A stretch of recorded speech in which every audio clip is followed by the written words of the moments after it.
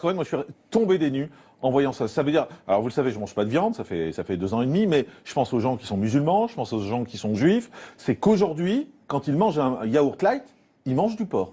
Alors, ils peuvent en manger parce qu'en réalité, on se sert de cette gélatine parce qu'en fait, à partir de la couenne de porc, on fabrique de la gélatine et cette gélatine, justement, quand un produit est allégé, on peut pas lui donner une coagulation normale. Il n'aura jamais la forme d'un yaourt. Donc, pour lui donner la forme d'un yaourt, on va rajouter de la gélatine et en l'occurrence, la gélatine la moins chère, c'est la gélatine de porc. Et donc, pendant des années, tant qu'il n'y avait pas d'obligation légale, on mettait la gélatine, on avait un produit allégé qui tenait, qui était consistant, mais en fait, c'était de la gélatine de porc qui le faisait tenir. Mais on marche sur la tête quand même, excusez-moi, de mettre dans un yaourt de foutre du porc. Enfin, on marche sur la tête. Alors, c'était surtout dégueulasse vis-à-vis des gens qui avaient des contraintes religieuses ou des contraintes alimentaires. Je pense soit aux juifs, soit aux musulmans, soit aux végétariens ou aux végétaliens qui avaient envie de manger un produit et qui en fait découvrent au bout d'un moment que c'est de la gélatine. Ceci étant, sur la pression de beaucoup de gens, on commence à utiliser de la gélatine bovine, mais c'est pas beaucoup mieux. Vous avez un bœuf dans le yaourt et on dit sans arrêt. Vous entendez ce que vous dites? Vous avez un bœuf dans le yaourt, quoi. Excusez-moi.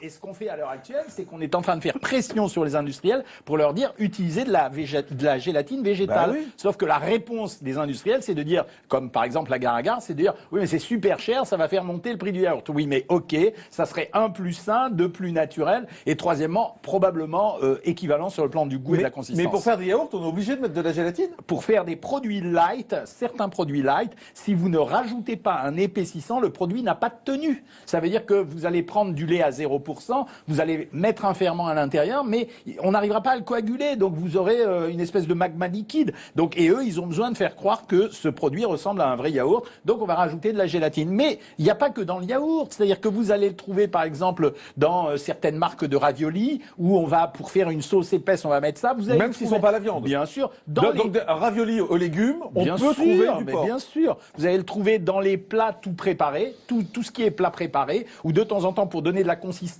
à la sauce parce qu'on n'a pas l'argent pour mettre de la crème fraîche ou pour mettre des produits ou de l'huile ou du beurre, etc. On va rajouter de la gélatine. Donc vous l'avez dans plein de produits. C'est pour ça qu'aujourd'hui, quand vous êtes juif, musulman ou végétarien ou végétalien, vous êtes obligé de regarder sur l'étiquette parce que maintenant, c'est écrit en revanche. Maintenant on est obligé. Il n'y a pas juste écrit gélatine, il y a écrit gélatine de porc. On est obligé gélatine et de préciser l'origine si c'est du beurre, si c'est du porc ou du bœuf. D'accord, mais c'est ou un ou l'autre. De toute façon, quand c'est de la gélatine, à part la gélatine végétale, la Gare-à-Gare qui sera précisée, non, ça peut être que de l'animal. Donc en fait, je découvre moi aujourd'hui que depuis 2 ans et demi, je dis je mange pas de viande, mais dès que je mange un yaourt light, en fait, j'ai pas arrêté de manger du porc. Ouais, et vous donnez une information comme quoi vous êtes au régime puisque vous mangez des produits allégés en même temps. Eh ben oui, mais ça se voit que j'ai besoin d'un régime de toute façon. Il n'y a pas besoin de le dire. D'accord, mais écoutez, c'est assez surréaliste.